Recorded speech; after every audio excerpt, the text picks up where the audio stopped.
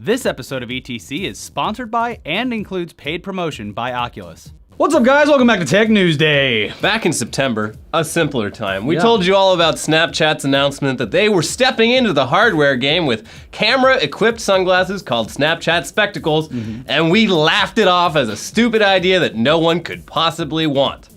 But like with so many things lately, we were dead wrong. Humbled. People want these damn things, and they're going above and beyond to get them. Yeah. Snapchat Spectacles, they went on sale last Thursday, but unlike typical lamestream tech product launches, the Spectacles were not available to order online or purchase in a store. Instead, you can only get them from vending machines that Snapchat calls Snapbots that they've been placing in different random locations across the country, and they look like goddamn minions. I can't buy anything. If I go near one, I'll start crying and freak out. Yeah. Millennials are using all the energy that they saved from not voting in last week's election to travel sometimes hundreds of miles just to feed $130 into a yellow monolith and get a pair. Yeah, so on Thursday morning, the first Snapbot first appeared here in LA at Snap Incorporated's Venice Beach headquarters, and it quickly attracted a massive line of people waiting up to 3 hours for a chance to snag a new pair. And new locations were added in the coming days via the Spectacles website, which featured a countdown timer before revealing that the next location would be up in Big Sur on California's Central Coast.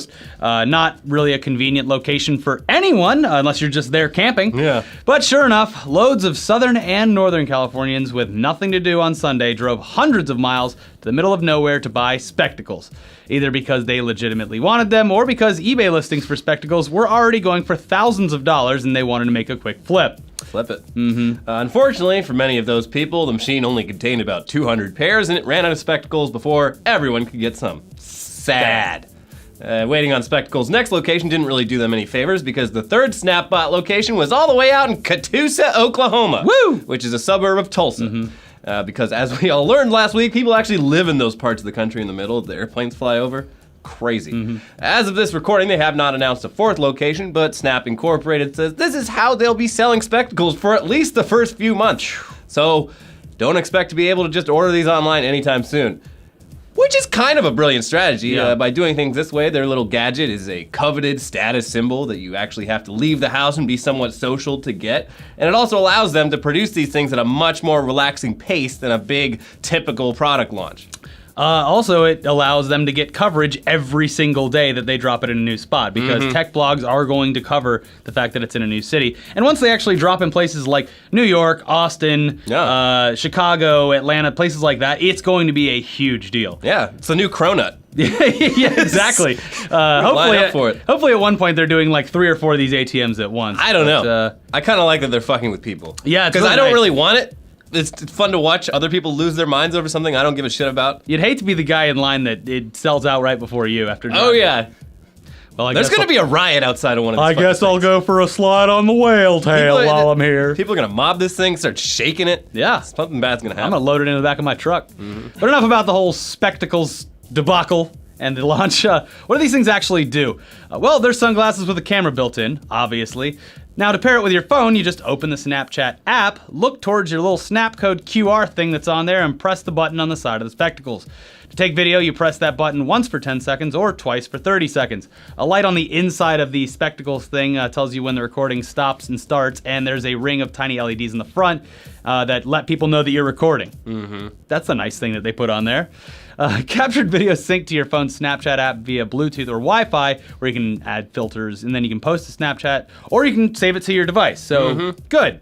Yeah, the video quality is not terrible, but also not particularly great. I mean, they're glasses with a camera in it. It's better than I thought it would be. Yeah, but since your head is actually a pretty good natural stabilizer, shakiness isn't really an issue at all. That's pretty cool. And in a unique move, videos recorded via the spectacles are circular. They appear that way when saved or shared on other platforms, but when shared directly via Snapchat, the circle is cropped depending on the viewer's phone's orientation.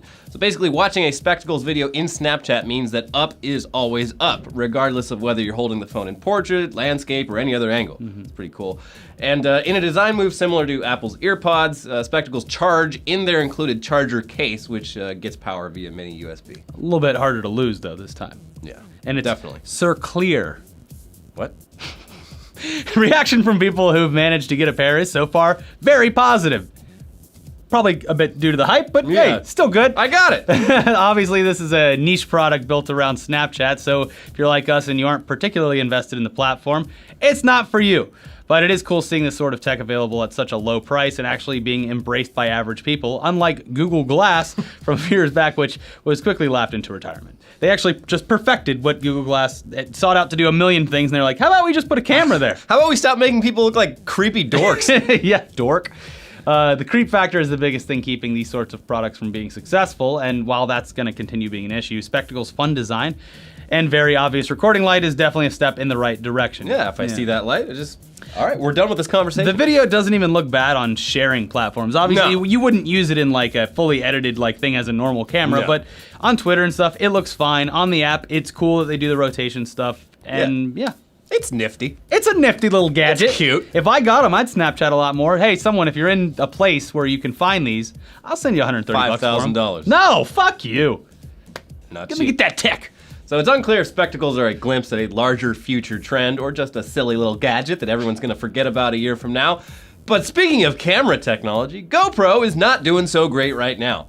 The past year or so has seen their sales stagnate as more and more people, they already own older generation GoPros and aren't as motivated to upgrade to newer models. Their latest effort to turn things around, their very own drone, has been recalled less than a month after release.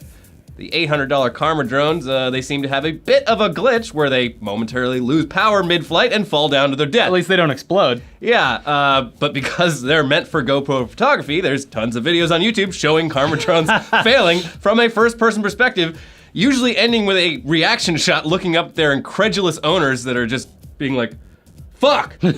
God damn it! Yeah. Every single one of them, it's like it'll land and then you wait a few seconds and someone walks over, fuck! It's a bad year for established tech companies. No. The new ones are skyrocketing, but you never know. Those Snapchat glasses could explode at any moment. Yeah. We don't know. Maybe you want a bomb on your face? send us some to test out.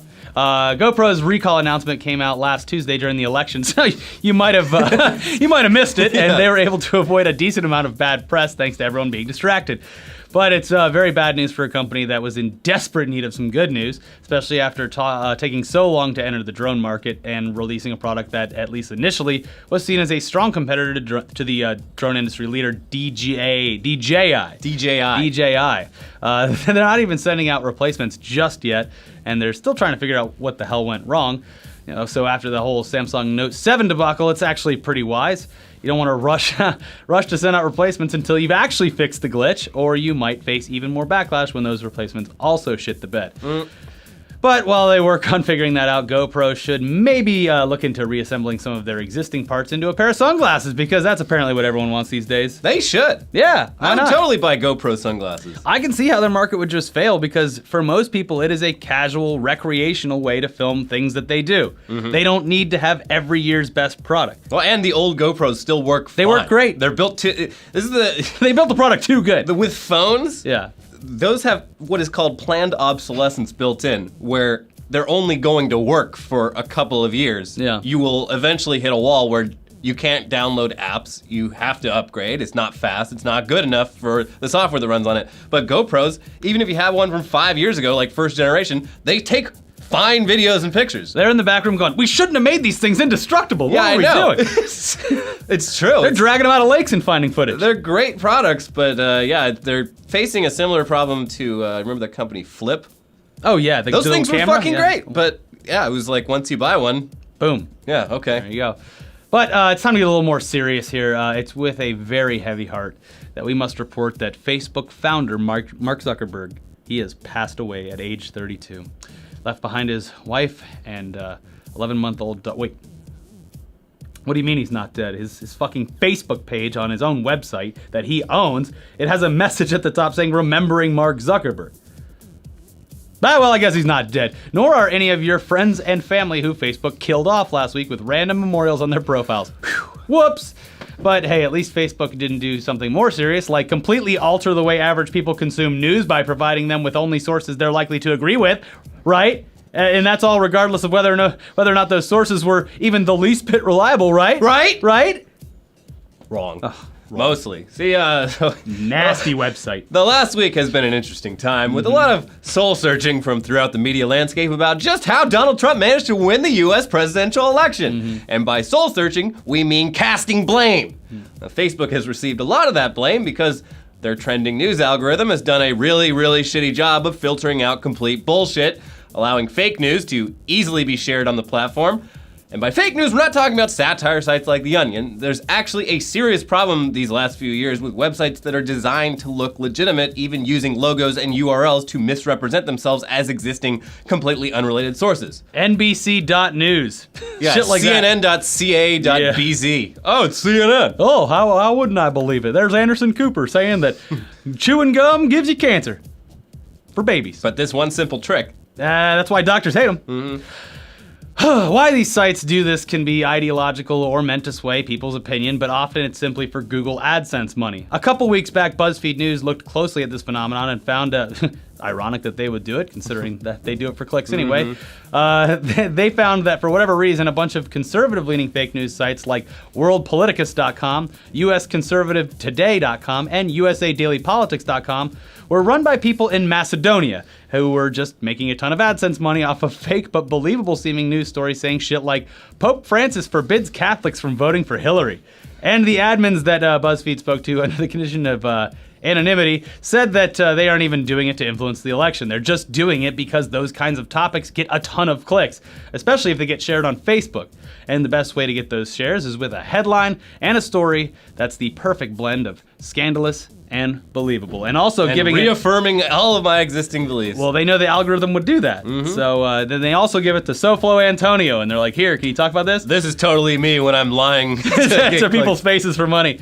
Give it to George Takei. He'll love it.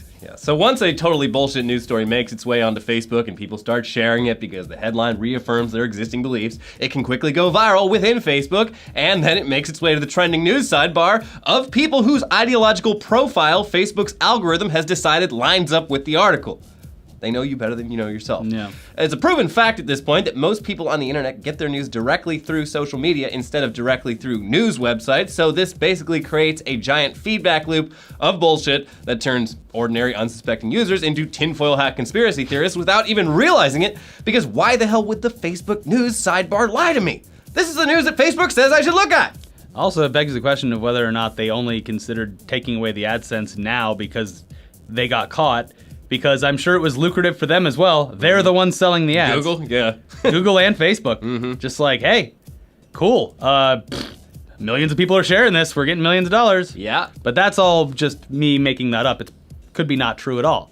Anyways, let's move on. The whole thing gets more complicated when you factor in the fact that Facebook's trending news topics, they used to be run by humans, but that was scrapped when it came out that this team was intentionally favoring more liberal views with their choices of articles. And the solution was to ditch the humans and switch to an algorithm with only basic human oversight in order to preserve some semblance of ideological balance.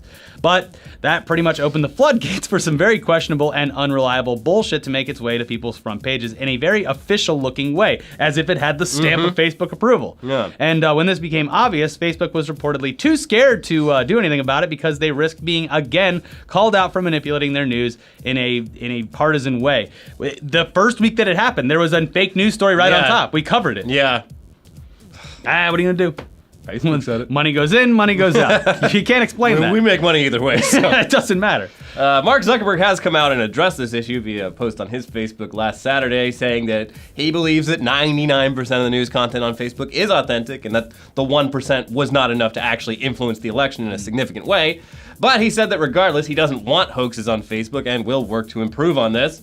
But to make sure to do it right, he wrote, "This is an area where I believe we must proceed very carefully, though. Identifying the truth is complicated. While some hoaxes can be completely debunked, a greater amount of content, including from mainstream sources, often gets the basic idea right, but some details wrong or omitted. An even greater volume of stories express an opinion that many will disagree with and flag as incorrect, even when factual. I am confident we can find ways for our community to tell us what content is most meaningful, but I believe we must be extremely cautious about becoming arbiters of truth ourselves." I just had an idea. Facebook Heroes. You get the community to police themselves. Oh, what could go wrong? I can't imagine. Facebook heroes. Put a reward system in place that gives them even more power. And when you reach Operating Thetan 5, Yeah. they let you change other people's Facebook passwords. Yeah, you're in control now. Great idea. Anyways, while Facebook struggles to figure that out, Google is being much more proactive since their AdSense monetization platform is what motivates and enables a lot of fake news sites. And frankly, their algorithm is just as shitty at dealing with fake news. For several days after the election, searching for final election count yielded a top result from a site called 70news.wordpress.com with the headline, Final Election 2016 Numbers. Trump won both popular and electoral college votes. Wrong. What a nasty website.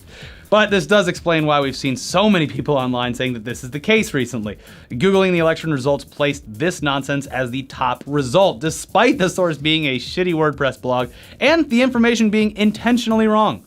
So now Google has decided that one thing they can do to fix this is just stop providing AdSense ads to sites that they determine are spreading misinformation, which is already the case for sites that promote pornography, hate speech, and violent images and videos. How they'll go about doing this is unknown, and it'll probably be a very slow process, but it's a wise move because many of these fake sensationalist news sites exist solely to make money through clicks. Don't tell them about our channel. Oh, yeah. Okay. So it's going to be a constant game of whack-a-mole, but hey, it's a start. Yeah. Meanwhile, the vast majority of tech industry CEOs and founders who voiced their opposition to Trump's candidacy are publicly responding to the election results with statements ranging from defeated but gracious to butthurt and undignified. In the first category, you've got Microsoft CEO Satya Nadella offering congratulations to Trump while reaffirming Microsoft's commitment to fostering a diverse and inclusive culture. Then you've got Apple CEO Tim Cook, whose letter to employees after the election focused on celebrating Apple's diversity and moving forward together. We need to make more pens and more dancing guys.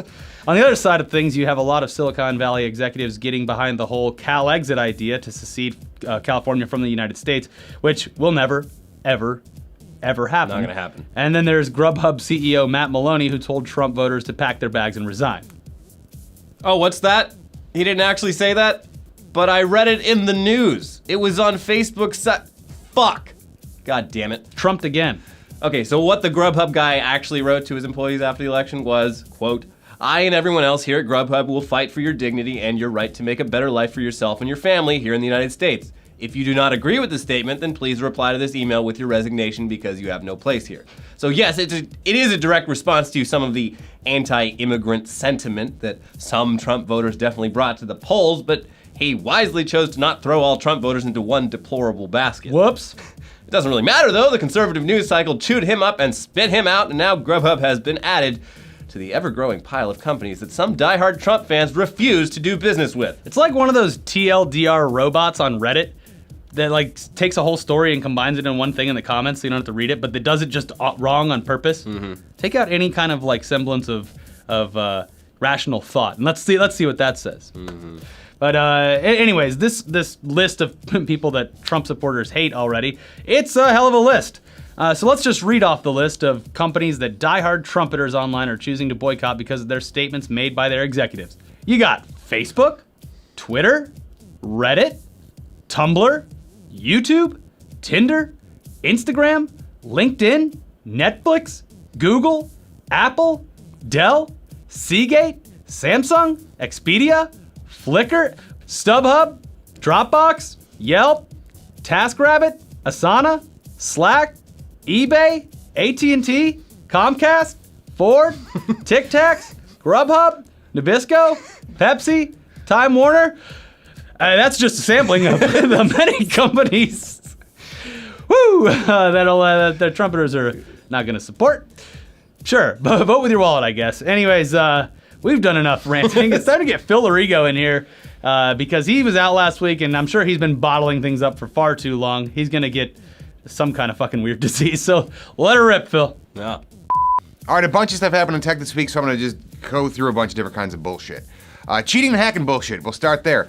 Adult Friend Finder, a petri dish somewhere between like Ashley Madison and MySpace, got hacked, and 15 million accounts that were thought to be deleted have been leaked. So all those people who got duped into signing up because hot singles in your area want to meet you, well, they got fucked, but not in the way that they were hoping they got fucked. The database with all these slobs' data was stored in either plain text or using the SHA1 hashtag algorithm that you can basically crack with the decoder ring from A Christmas Story. So, fucking idiots. Reply all bullshit. An idiot contractor at Croydon NHS sent out a test email to 1.2 million people in an absolute nightmare reply all scenario. And guess what? A bunch of other error messages and other people hitting reply all generated 186 million emails and crashed the system, knocking about 840,000 accounts offline. Woo! Fucking idiots. And finally, Amazon bullshit. In April, a judge said Amazon was liable for in-app purchases made by kids who didn't have mommy or daddy's permission to spend their money. So now they have to pay back all those parents. Luckily, the judge rejected Amazon's request to do it in gift cards, which is as close to literally printing your own money as you can come. So they're fucking idiots too. But I do love those fucking idiots same day Prime because I'm a lazy piece of shit. Yeah, I have Prime. It's Prime's really great. It's great. If I didn't want to leave the house, I wouldn't have to. Yeah, they're just gonna use the money on Amazon anyway. I don't see the problem with this. Fuck the judge. So there we go. Fuck the judge. Ricky's court. Ricky's going Innocent. smash! And one more thing before we go, we need to give a quick shout out to this week's sponsor, Oculus. We've both got the Rift headset here at work, and we absolutely love it. It's comfortable as hell, and you can really see the amount of hard work and care that they put into making this a great VR headset from the ground up. Oh, sorry. I didn't have the script inside here. The Rift's high refresh rate, low persistence display, combined with the custom optics system, provides a wide, immersive field of view. And more great games from RPGs to sci-fi shooters to puzzles and more are being added to the platform every week, providing a whole slew of new experiences to enjoy from an entirely new perspective. Can I go back in? Yeah, okay. The Oculus Rift, it comes with the headset, the sensor to translate your movements to VR, the Oculus Remote, an Xbox One controller, all the cables you'll need, of course, and the VR-compatible game, Lucky's Tale. You're going to need internet access, but we're going to assume that you've got that part covered since you're here watching this video right now. Back to you. Whew, I saw a dinosaur. If you're looking to try out the Oculus and actually put it on your face, they're doing hands-on demos at select Best Buy stores with Oculus team members on hand to guide you through all of the Rift's features and answer any questions you might have. Space and demo hours are limited and filling up fast, so sign up for a demo session by going to the link down in the description or stop by a participating store. Yeah, so thanks again to Oculus for sponsoring this week's episode. Great to have them on board. Be sure to check out some of our other recent videos, like Ricky's visit to the set of Ghost in the Shell in New Zealand. It wasn't Japan. No. And our most recent episode of the Totally Uninformed Gaming Show, where we declare once and for all, the Call of Duty totally sucks ass. Oh, and check out this fan art. Yeah, there it is. Subscribe to our channel, follow us on Twitter, send us fan art on Twitter. We'll see you next time. Bye.